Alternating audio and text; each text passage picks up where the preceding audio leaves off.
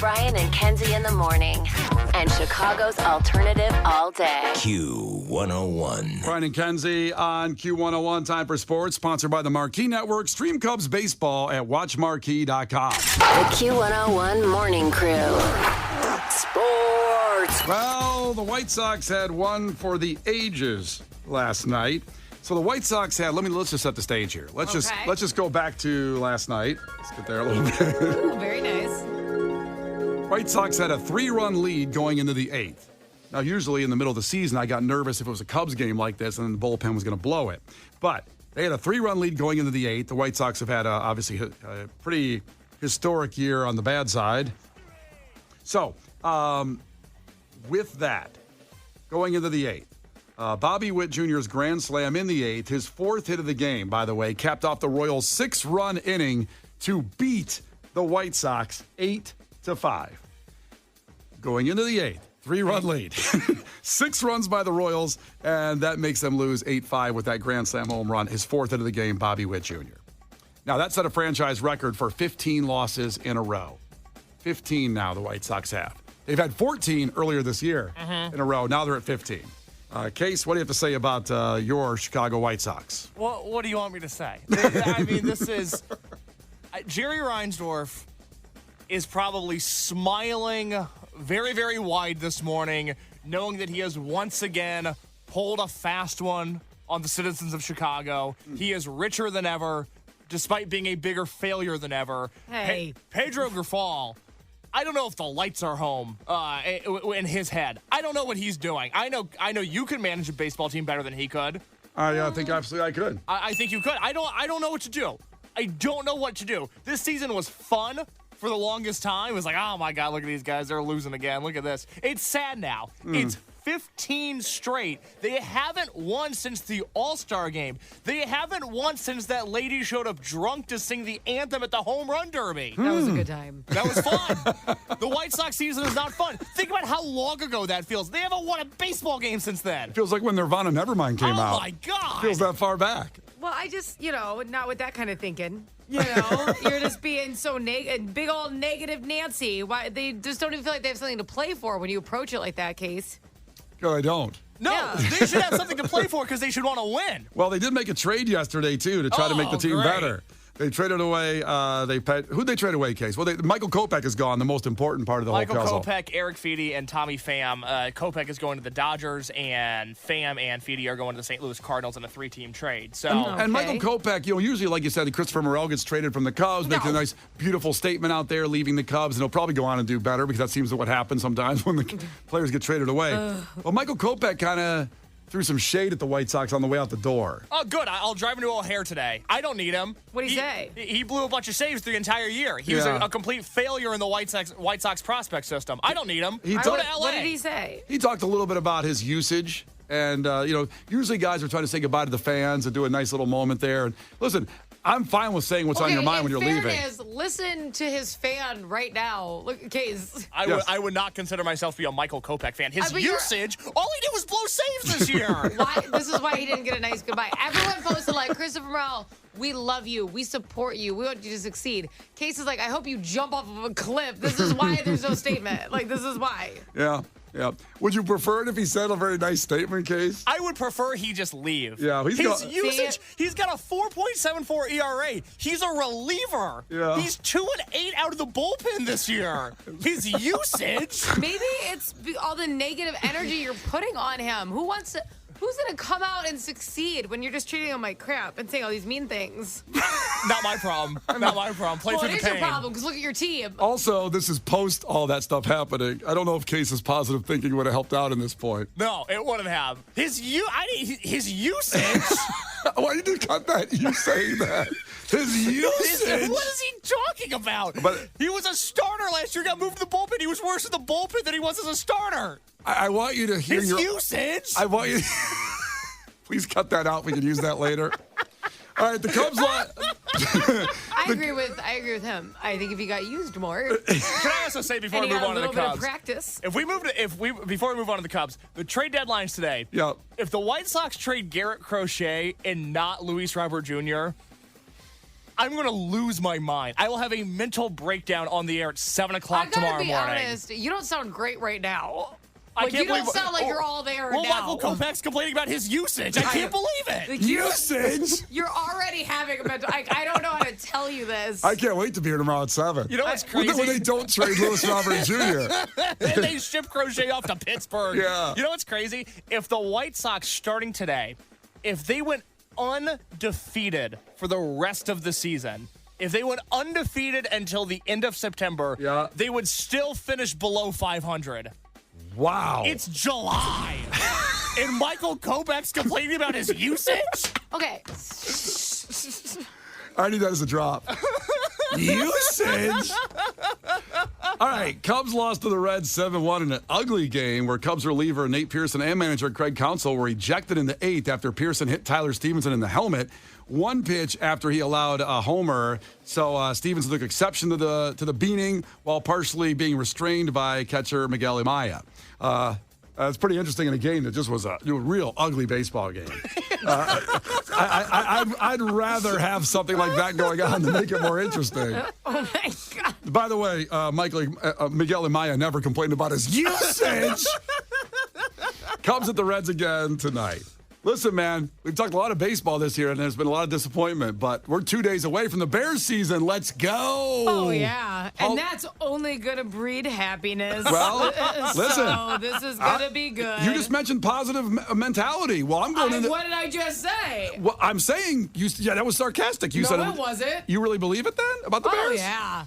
That doesn't sound positive. What are you talking about? You're going, oh, yeah. That Oh, doesn't... yeah, it's like the Kool-Aid man. He Okay. wasn't being sarcastic. Maybe I'm misreading it. Oh, it's going to be good. I'm fired up for this Bears season. This is the most exciting Bears season in my lifetime going into it. I am ready to go. Now, they'll announce the starters today, so you'll see if Caleb Williams will actually play in this preseason game Thursday night. I'm guessing if he plays, that's one series. You know, you can't risk anything right now in this preseason game, Hall of Fame game in Canton, of course. And we've got Devin Hester, you've got Mongo McMichael, and Julius Peppers into the Hall of Fame. Former Bears going in. Can't wait. Thursday night. Finally, last night with the Olympics, the men's gymnastics team yesterday won a medal. Here's some positivity. Won for the first time in 16 years, they won a medal. It's a home run. Oh, my God. The drought is over. Team USA, they will be on that medal stand. Olympic medalist. Period. Steven Nedarazic, you did your job. Now it's official. The drought is over. There'll be no more questions of when. That time is now. Medalists at the Olympics, the U.S. men. At one point in your life, I hope everybody in the world gets to experience something like that. Okay. It's a little interesting, the last statement there. I hope everybody gets to experience something like that. Well, like 1 out of a billion get to win a gold medal. Oh, they got a bronze, I think the actually. excitement of just the winning Very, very nice, You know? very nice play-by-play there. was. So the guy that does the pommel horse, this guy that Steven Nedarazic came out, and he looks like Superman. He has glasses like the nerdy Superman before he takes them off and becomes Superman. This guy saved the day and did it for the men's gymnastics team, getting their first medal in 16 years. Let's go. Let's go. Now, here's an interview with him afterward that makes him sound like Spicoli from Fast Times, Ridgemont High. Again, if you haven't seen a picture of him, very, very like Clark Kent looking guy, but he sounds very surfer dude-ish here. Going up to pommel horse, last guy up in the whole competition, I had a good feeling that our team was in a great spot. I just knew I had to go up there and do my job. Team USA gets a medal.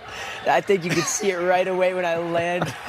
Oh, dude, goosebumps right now, man. That's the best moment of my life. The internet has had so much fun with you on social media with the whole Superman deal, the whole Clark Kent deal. The glasses come off, Superman gets on the pommel, right? America said, that's our guy, right? Whoa, Mike Tirico almost said something else. Did you hear that? Listen what he says at the end about sitting on the pommel. He says something. Glasses come off, Superman gets on the pommel, right? Did you hear what he said? Gets on the pommel? It sounded like something else to me. I think he said gets on it. Now listen. The glasses come off, Superman gets on the pommel, right?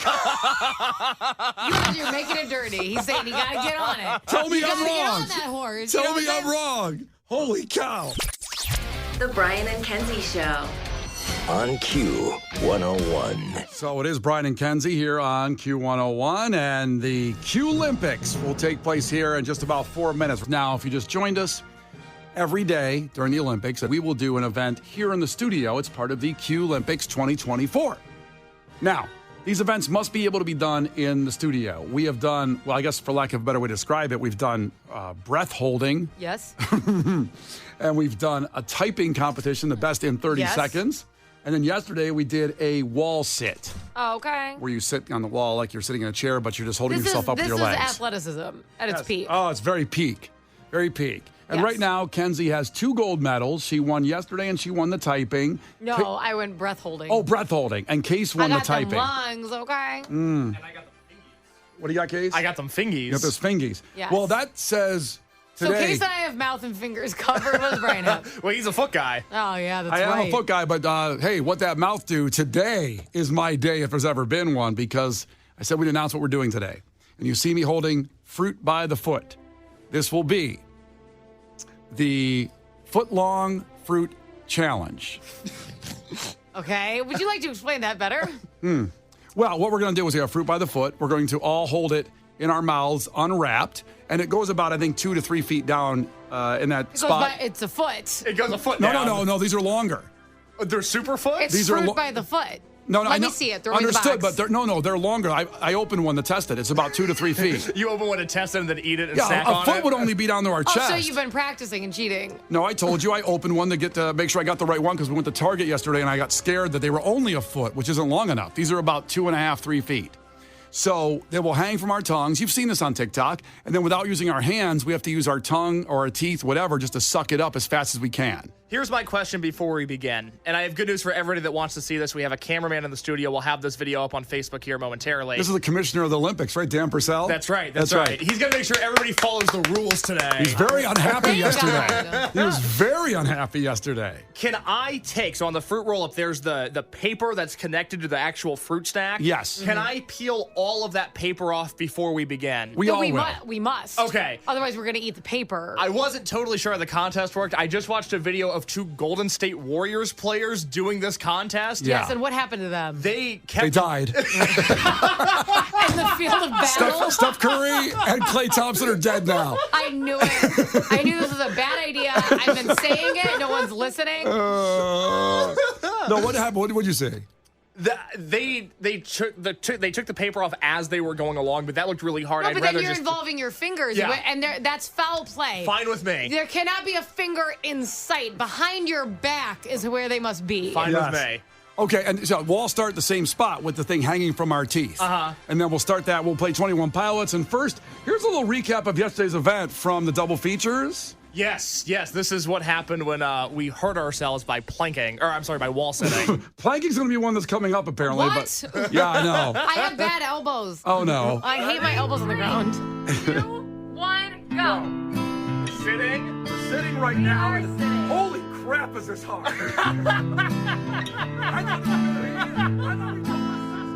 I hurt myself today.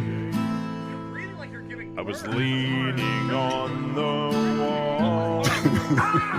Qlympics brought the pain. Brian's down. I couldn't stand at all. Kenzie stood her ground. She took out Brian and Case. And she just had a kid. You guys are a disgrace. The Brian and Kenzie Show. Q101. The Brian and Kenzie Show. Q101. All right, this is very, very exciting. It's Brian and Kenzie on Q101, and the Qlympics continues. It's day 4 here with Brian and Kenzie, and Case, the producer, in the studio now to compete for something we can do in the studio. And this will be today the Fruit Roll-Up Challenge. If there's ever been a competition designed for me on this one to get the gold, this is it. I'm making no excuses today. If I lose, I am a loser. Okay. There's no question about it. I'm nervous about this. I've never tried it. I've never done it either. Case, have you done it? No, I didn't know the game existed until yesterday. Oh, okay. But you just naturally pack these in your mouth all the time, so you have a lot of practice. I would like to go over the fact, because these are Olympic rules, and consistency matters. So the little fold at the end of the paper, we've all left our fruit roll-ups folded at the end, so they are all the same length. No one undid the fold. They're all even. Okay. We have fruit roll-ups. Maybe you've seen this on TikTok. So we're going to attach it to our mouths. We're going to hold it with our teeth. And on the count of 3, we will all go, and we have to have our hands behind our backs. And you only suck up, basically, or chew up with your teeth and your tongue to get to the top. And the first one done just yells, I guess, victory or something. Hands in the air. Hands in the air? Because your mouth is going to be full. Oh. Hands in the air. And hands up means you've won. It doesn't involve swallowing of the fruit roll-up, but I will eat it afterward because these are delicious. Okay. Are we ready to go here? I'm so stressed out right now. You guys okay? You want to? I'm really stressed out. Okay, so we have filming going on, and here we go with the competition. On the count of 3, should we do this? Okay, 3, 2. Now, give me a second because I got to put it in my mouth. Give me a second. I got to put it in my mouth. Actually, Dan, can you yell 3, 2, 1, go? It's gonna break. 3, 2, 1, go.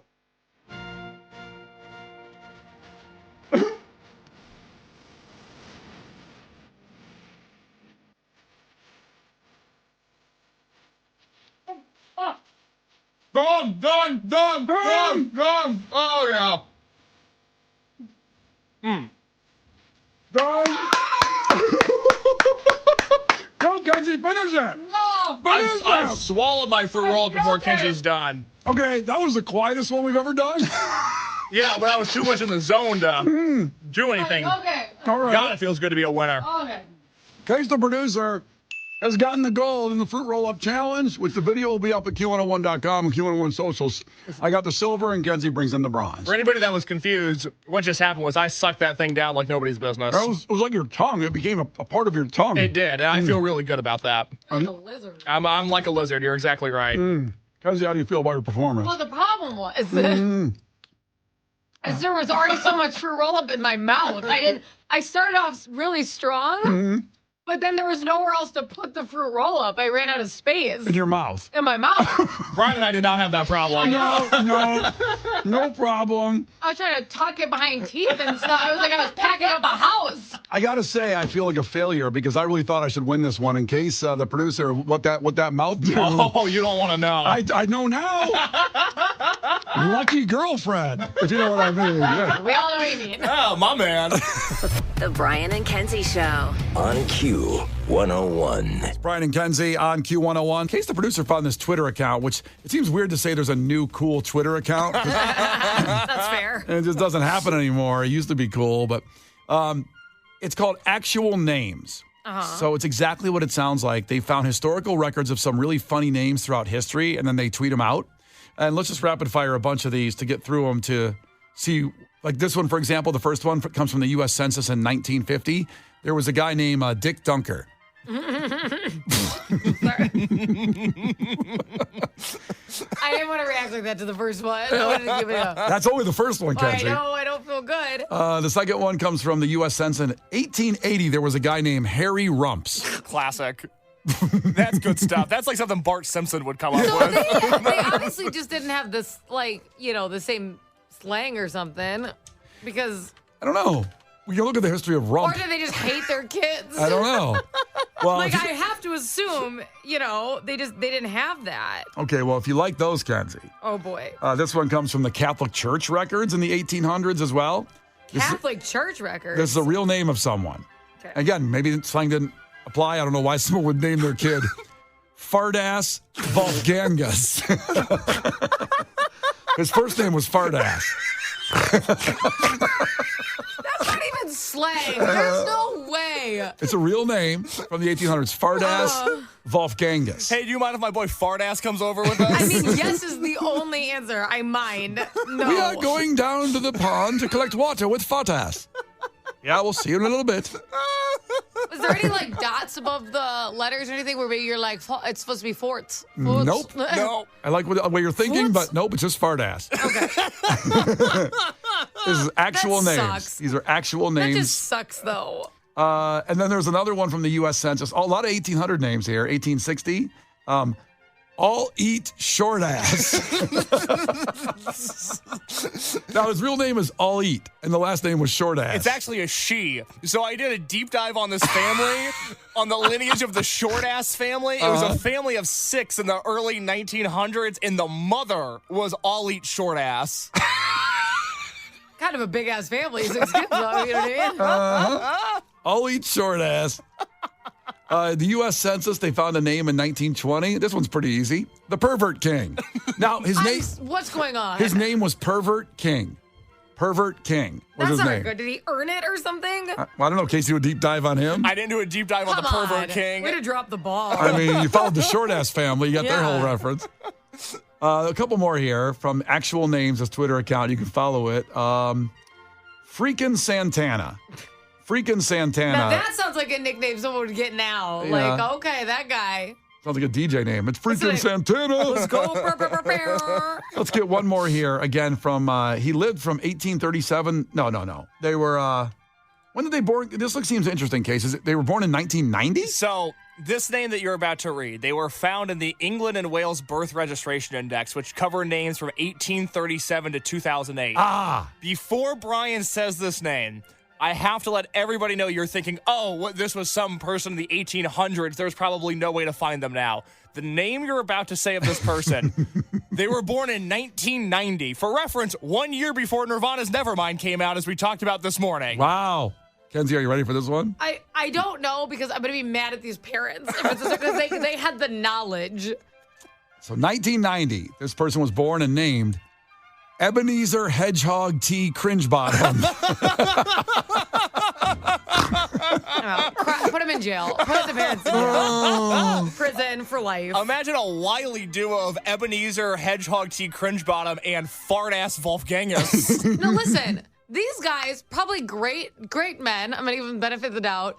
Probably talking to a pretty girl, thrown out game, and then she goes, "What's your name?" And that's where it went downhill for them every time. He's like, "Yo, call me EB." That's what they call me in the streets. Like, just ignore that. Even if it forgets the middle part of the name, I'm Ebenezer Cringebottom. That's what they call you. Yeah, but Brian and Kenzie in the morning. And Chicago's alternative all day. Q101. Brian and Kenzie in the morning. And Chicago's alternative all day. Q101. well, it's time for a fact that makes your brain just go. So this thing that we dearly love, that in many of our minds changed our lives forever since its debut, is closer to 1959 than today.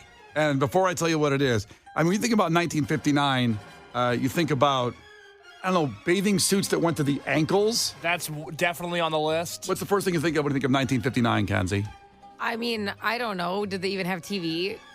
TV was pretty new. So like that, were they still doing like radio as like instead of TV? Yeah, so I believe that TV started in the early 50s. I can't remember the exact year. I should remember this from my broadcasting class at Bowling Green State University. There you go. But like Leave It to Beaver was on by 59. Oh, okay, then TV must have been pretty decent. Yeah. Oh, yeah, no, all the classics. Andy Griffith, Leave It to Beaver. TV started, well, let's see, some guy invented one in 1927. So but in the 1950s, so we were making the, I just looked. Yeah. In the 1950s is when it started to become popular. So is the recent takeover of TV. So they were like, can you believe this new thing we're looking at? Yeah. This is nuts. You guys have one of those TVs? No, just a fad. Somebody had to say that back then. Somebody was too cool for the room back then. Can you imagine life before TV? Because you like wouldn't have been able to see anything that wasn't directly in front of you. Yeah, sitting around the radio. You wouldn't have known what like Argentina looked like. Huh. Do you understand what I'm saying? Yeah, but I don't care about Argentina. What? I mean, I don't care about Argentina so much. I mean, you needed to put it somewhere more relative to me. Okay, you wouldn't have known what Canada looked like. Oh, that would have been disturbing. You wouldn't have known what California looked like. Yeah. Hollywood, glitz and glamour. Even what Illinois looked like. Exactly. We didn't know anything. This is my point. We didn't know anything until like 40 years ago. Yeah. So good point, Kenzie. 1959, TV was just getting its stride. Well, do you remember the movie Babylon with Margot Robbie and Brad Pitt and all that? It was about like Hollywood in the 1920s. It was insane. I didn't see it, but I know the movie. It's a lot. Like it's an insane movie. But it reminded me because in the movie, like TVs weren't popular, but you could go see movies, right? Sure. That was for it. Just they weren't in the home yet, and there was no sound.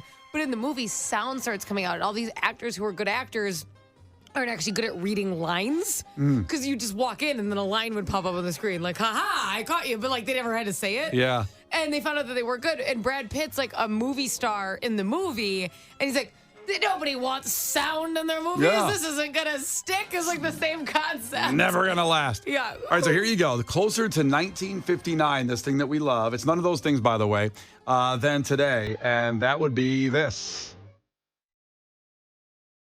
Nirvana's Nevermind, released in 1991, September 24th to be exact, is now closer to 1959 than today. That's weird. That is so weird. That doesn't even make sense. Yeah. Well, it's 32 years to 1959, and it's 33 years now to 2024. Wow. And for a lot of people, this song is, like for, I guess, my Gen X generation, is our stairway to heaven for the people, the boomers and the people older than me. That's what this song was. It changed everything. No question. I remember the first chords. When I first heard that, I was like, everything's different. Just that, everything's different now. Did you see the music video first, or did you hear the song on the radio first? So I actually heard it on the radio. Now MTV was ahead of the game, though. They did have the video going, but I remember hearing it on a college radio station. Okay. And I heard it, and that's when I was, blended in with other college songs at that time. We listened to the radio as a kid. I was listening to that. It didn't stand out until the video. Speaking of TV, when you saw the video, then you realized for some reason how important it was, if that makes sense. The sound, I was like, wow. But a lot of college alternative bands or modern rock bands back then were in this world. But when you saw the video on MTV for Smells Like Teen Spirit, you just wanted to see it again. And I mean, everything about it was so weird. So this is funny. So my husband, Roman, was a DJ when he was in high school, okay? And the number one song when he used to DJ like school dances and stuff like that, the number one song they say that he's not allowed to play was like anything by Nirvana, but especially Smells Like Teen Spirit. Right. Which is surprising because like why? How do you dance to it? Yeah, but we don't want any moshing or jumping or like they get so worked up about it. It's like that was the number one thing you couldn't play. And out of all the songs with like awful lyrics that you would have played in high school, that wasn't that bad. It's just funny to me. Yeah. I would never have guessed that. So play like Bump and Grind or something like that. That's fine. Play tons of something R. for the Kelly teens. for these young kids. But yeah, no, not Nirvana. Without this, for God's sake. Yeah, this is just really, it's wild to think that way. And obviously, we talk in there about the 20-year anniversary of stuff that we do is mind-blowing to think that what was that long ago. Because it seems like, I know this one doesn't seem like it was 7 years ago. I'm not that mind blowing up here from Jägermeister years. But I still don't feel like this is 32 years ago. Because it sounds as urgent now as it did then. I believe if this came out today, it would be just as big. Yeah. If this came out like this and just, incredible. And for such a short period of time, Nirvana lasted as big. I mean, obviously, they're big from that moment on, but as him being alive and the band existing was not that long. That's 2.5 years. Yeah. It's the end of 91 through the beginning of 94. Unreal. It's unbelievable. Unreal. Brian and Kenzie in the morning. And Chicago's alternative all day. Q101.